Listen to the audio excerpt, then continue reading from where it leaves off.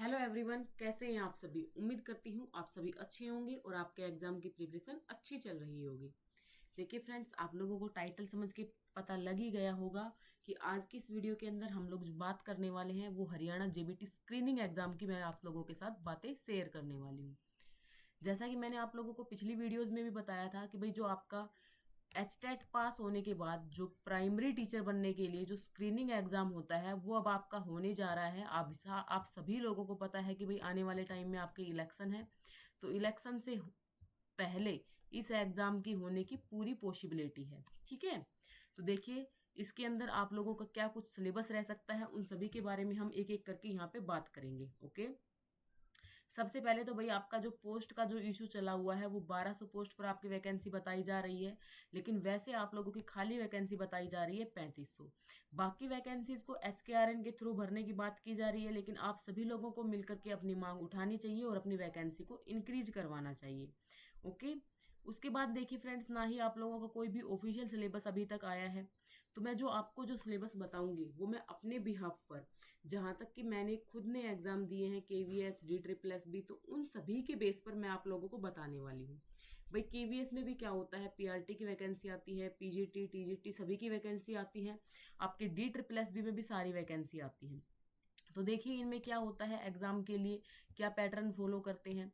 भाई जो D triple S भी है उसके अंदर भी क्या होता है कि जो आपका प्राइमरी लेवल हम जिसको मान के चलते हैं, जो आपका पीआरटी होता है, आपका केवीएस के अंदर जो पीआरटी होता है, तो इनमें सब में क्या होता है कि भाई एक तो सब्जेक्ट स्पेसिफिक आता है और एक क्या आता है आपका general section.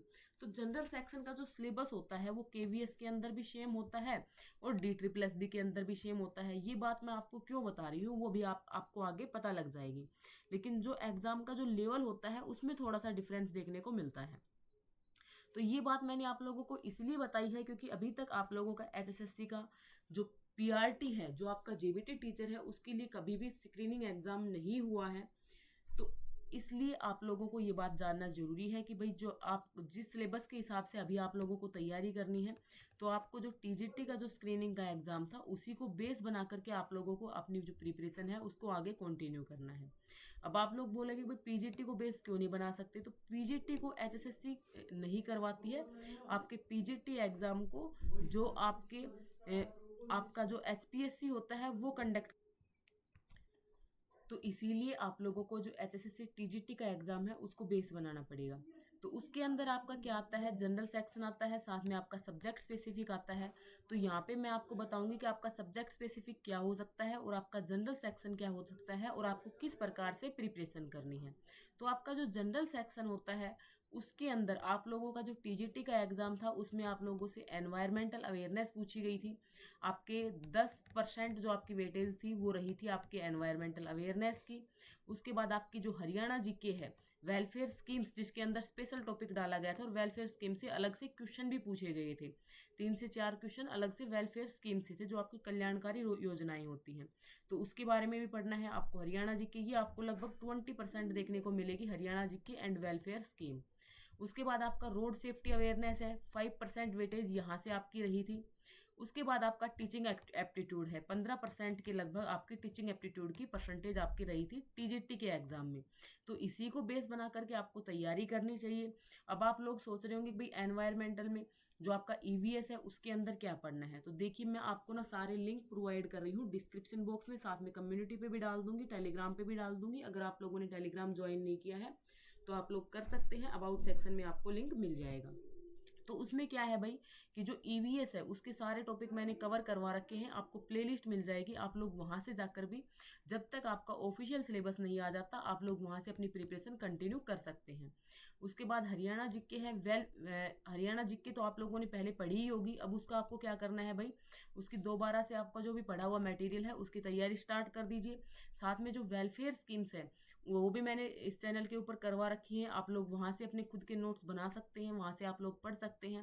Road safety awareness भी मैंने आप लोगों को कंप्लीट करवा रखा है। उसके बाद आप लोगों को आ जाता है टीचिंग एप्टीट्यूड। तो भाई ये जो सिलेबस है आप लोग प्लेलिस्ट से कर सकते हैं, आपके पास ऑलरेडी सारा मटेरियल है, आपको कहीं भी किसी भी चक्कर में पढ़ने की जरूरत नहीं है, यहाँ से इतना आपका आ जाएगा कि भाई एनएफ हो जाएगा। ठीक है, अब मैं आपको बात बताती हूँ भाई सब्जेक्ट कंसर्न की। भाई सब्जेक्ट कंसर्न में आपके क्या पॉइंट आ सकते हैं। तो भाई सब्जेक्ट देखिए, प्राइमरी का पेपर है आपका, तो प्राइमरी में आपके क्या होते हैं भाई, हिंदी होती है, इंग्लिश होती है, मैथ होता है आपका, और जिसको जनरल साइंस बोलते हैं ईवीएस होती है। ईवीएस आप लोगों से यहाँ पर भी पूछी जाएगी जनरल सेक्शन में भी, और आपके सब्जेक्ट कंसर्न में भी पूछी जाएगी। जब आप एचटेट को पार करके आए हो तो आपको इतना पता ही होगा कि भाई किस प्रकार की जो ईवीएस है वो पूछी जाती है। आपकी एक प्रकार से जनरल साइंस, आप लोग अगर थर्ड क्लास की ईवीएस से लेकर के और 8th क्लास तक जो साइंस होती है, 6 to 8 साइंस को कवर कर लेते हो तो शायद आपकी बात यहाँ से बन जाएगी। साथ में थोड़ी बहुत आपको ज्योग्राफी भी पढ़नी पड़ेगी 6 to 8, तो वहाँ से आप लोग इसकी प्रिपरेशन कर सकते हो। मैथ्स के लिए आप लोग 6 to 8 की जो एनसीईआरटी है उसको फॉलो कर सकते हो। हिंदी की भाई कंप्लीट प्लेलिस्ट चैनल के ऊपर बनी हुई है, और मुझे नहीं लगता कि आपका एक भी क्वेश्चन वहाँ से बाहर जाएगा, क्योंकि अपने जो एस्टेट का एग्जाम है उसमें ही बाहर नहीं जा रहा अपनी प्लेलिस्ट से, तो यहाँ से भी नहीं जाएगा। आप लोग उस प्लेलिस्ट को देख सकते हैं। इंग्लिश के भी कुछ टॉपिक मैंने करवा रखे हैं, तो आप लोग वहाँ से अपनी प्रिपरेशन स्टार्ट कर सकते हैं, क्योंकि फ्रेंड्स ऑफिशियल नोटिफिकेशन कभी भी आ सकता है, और जब ऑफिशियल नोटिफिकेशन आने के बाद आप लोग स्टडी करोगे तो सिलेबस आपका इतना ज़्यादा होगा कि आपको कवर कर पाना बहुत ज़्यादा मुश्किल हो जाएगा। तो थोड़ा थोड़ा अभी से आप लोग अपनी तैयारी में लग जाइएगा। आपको मैंने सिलेबस बता दिया है कि आपका जो एक्सपेक्टेशन है सिलेबस से, वो क्या आपका सिलेबस आ सकता है, किस बेस पे मैंने आपको सिलेबस बताया है टीजीटी एग्जाम को ध्यान में रखते हुए। क्योंकि केवीएस और DSSS में भी ऐसा ही होता है कि भाई जो उनका जो पीआरटी टीजीटी पीजीटी होते हैं, तो जो कॉमन सेक्शन होता है वो सभी का सेम रहता है। तो उसी प्रकार से आप लोगों को आपकी तैयारी करनी चाहिए। जितनी भी मैंने आपको ये वीडियोस बताई हैं इनकी सभी की प्लेलिस्ट है, वो सभी आपको जो चैनल का जो अबाउट सेक्शन होता है, डिस्क्रिप्शन बॉक्स होता है, वहाँ पे आप लोगों को मिल जाएगी। साथ में मैं टेलीग्राम पे शेयर कर दूंगी, तो वहाँ से आप लोग अपनी तैयारी को स्टार्ट कर सकते हैं। इस वीडियो के अंदर इतना ही था। बाकी आपके जो भी डाउट है आप लोग कमेंट बॉक्स में पूछ सकते हैं, और बाकी आपको और किस टॉपिक पे वीडियो चाहिए आप लोग बता सकते हैं। अगर आप लोग हरियाणा जीके मेरे साथ पढ़ना चाहते हैं तो आप लोग मुझे कमेंट कीजिएगा। हम हरियाणा जीके की डिस्ट्रिक्ट वाइज क्लासेस स्टार्ट कर देंगे, जो कि मैंने पहले भी करवाई हुई हैं। सभी की लिंक मैं आप लोगों के लिए डिस्क्रिप्शन बॉक्स में डाल रही हूँ। बाकी कोई और टॉपिक है जिसके ऊपर आप लोग वीडियो चाहते हैं वो भी आप लोग कमेंट बॉक्स में बता सकते हैं। तो चलिए वीडियो को यहीं पे एंड करती हूँ। Thanks for watching this video.